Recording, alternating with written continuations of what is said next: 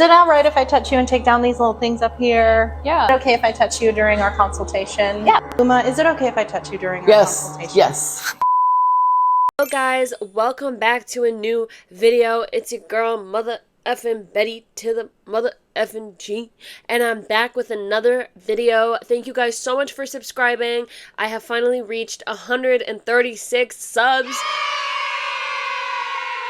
It was actually 137 yesterday, and then I lost one, so it's okay. I'm happy you guys have been liking the content. Definitely have so much fun making it, and I have not posted in so long. So in today's video, if you can tell by the title, we're gonna be talking about Miss Can I Touch You hairstylist who's allegedly now doing voodoo. I think a couple years ago, she first started to go viral. She goes by the name of JPalmhairdressing. She is a hairstylist in Omaha, NE, which is Omaha, Nebraska. She is a gender-affirming haircutting specialist. So I did see her go viral a couple times a few years ago, and I mean, it's not to offend anyone. I was just like, if you're going to get a haircut, it's just kind of known that you're going to be touched. But again, I can't be judgmental or anything like that. I don't know what people go through. So obviously people go to her and they appreciate her asking this, and it makes them feel comfortable. So to each their own.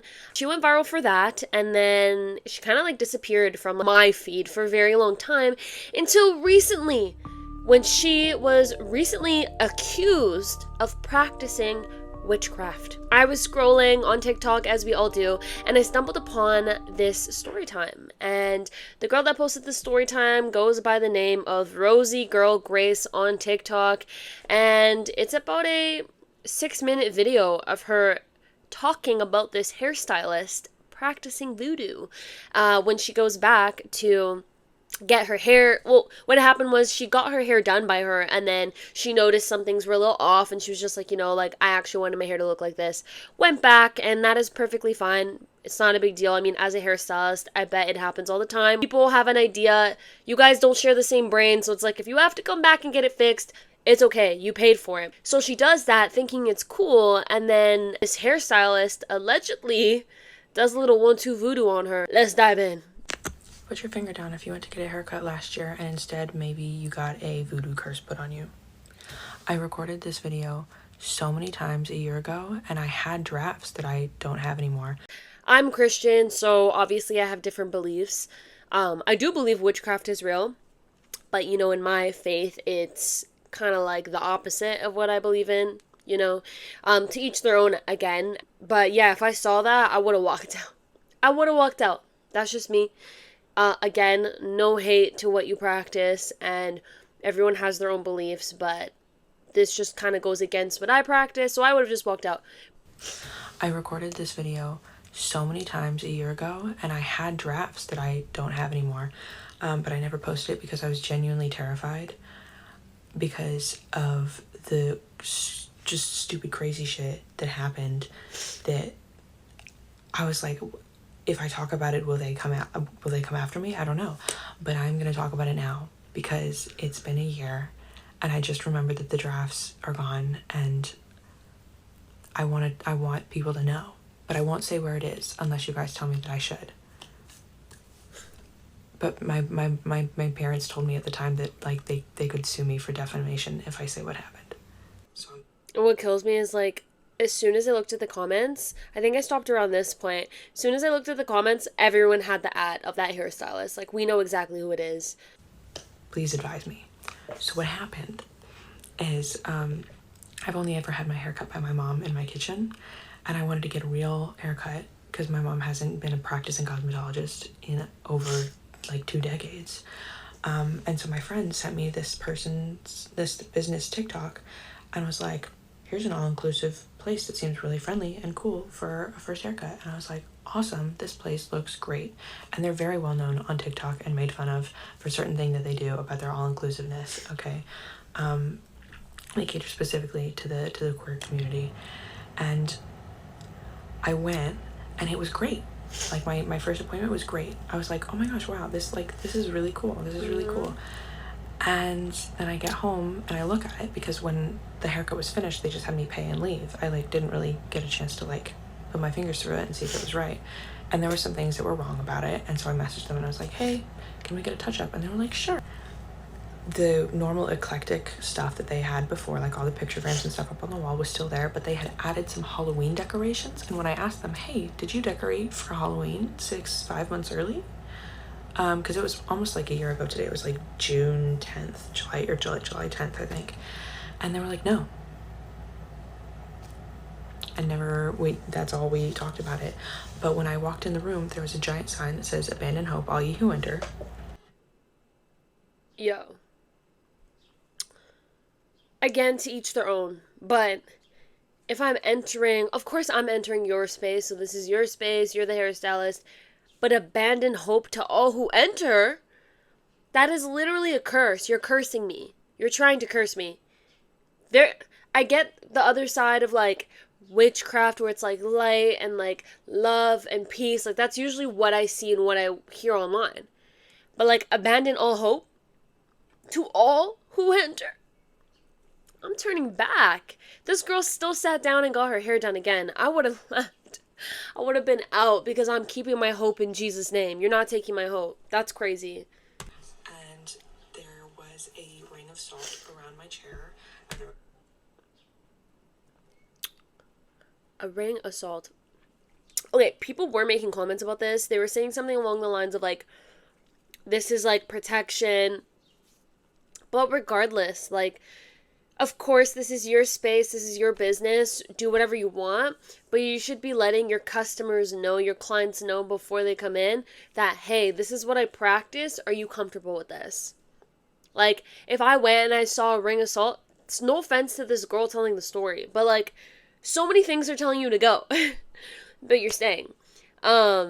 And not even just, like, go, like, the abandon all hope, but, like, if you felt uncomfortable about the salt, like, girl, like, maybe she was scared, maybe I'm being a little extra, maybe she was a little freaked out, because I would have been afraid too, personally, because I don't know what those things symbolize, right? Like, I just recently found out it could potentially mean, like, protection and stuff like that, and that's understandable, but again, you should be letting your clients know what you're practicing, especially if it might go against their faith, like, you know, if they're Christian, Muslim, whatever, like, those are things that are very prohibited in these religions, so it's like, you know, wouldn't you want to let them know, like, I don't know. There was salt in front of the mirror in front of me, and on the countertop in front of me, and there was a mirror behind me that had a giant pentagram covering the entirety of it. There was a pentagram on the floor in front of me, 3 pentagrams in the corner of the mirror in front of me.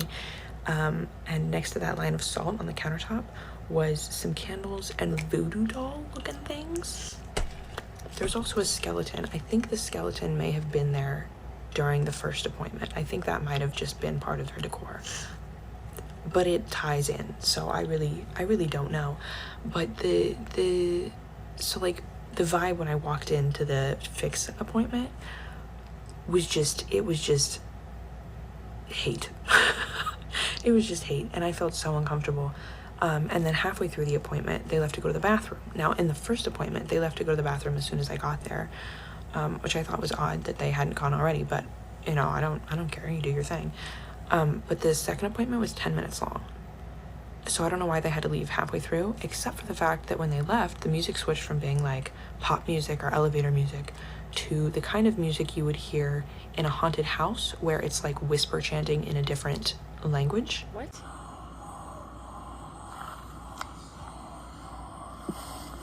Yeah, and then it went back to normal as soon as they came back in the room. And they were cutting my hair really quickly the whole time, and so quickly they snagged the scissors on my hair for a second and like pulled my hair really hard. And then when they finished, they literally go, all right, you're done, you gotta go, I've got a client coming, and like walk me out the door and close it behind me. And I essentially immediately start bawling, and I call my friend and I'm like, what the fuck? And I call my dad and I'm like, I'm coming home, like, I'm sorry it's taking so long, but I need to have a breakdown first. And it's weird because I didn't think that they weren't threatening me with like scissors or something like that, but they are holding scissors next to my face, and there's all this threatening stuff around and the threatening music, and I just felt very uncomfortable and unsafe the entire time that I was there for that second appointment. And I wanted to post a review somewhere about it and be like, hey, this place is not chill. But my parents told me that they could sue me for defamation, so I have not said anything about it, because if they are gonna put a voodoo hex on me or something, who's gonna stop them from doing normal crazy stuff? And I don't really believe in like hexes or anything like that, but that's not the point though. Yeah, I agree. Like, again, practice whatever you want to practice. If you don't believe in a god or magic or whatever, that's cool. But also, if you want to practice these things in a business and you have people coming in, you should let them know so that they can choose to decide, okay, do I want to get my hair done here again? Do I want to come back? If this was a specific day where they had to perform a ritual or whatever, like, you should let people know. That's what I think. Again, do whatever you want, but like, obviously that made her uncomfortable. And not even just that, it's just bad customer service. It's just like, you know, like, we should all be on the same page. And if you're on a different page, then like, why are we doing this right now? Like, I don't know. That's just me. The point is that their intention is bad, and that scares me. Yeah. So if you guys want to know where it was, or if you have any guesses on where it was, let me know. Yeah, definitely. Again, if you want to practice whatever you believe in your workplace. But I think you should let everyone know if she had like stuff on the wall or whatever. Abandon all hope. That is different. I mean, that is like scary. Like, that's pretty scary. It's scary to me. I would turn around and leave. I know some might say like, oh, okay, well, if you're a Christian and you have stuff up like crosses and like, that's different, I feel like, because it's not negative. It's not meant to scare people. It's just a representation of faith, and they could do the same thing if they wanted, like with the pentagrams and stuff like that, to actively do a ritual or do whatever, whether it's protection or not, on the seat, playing the music.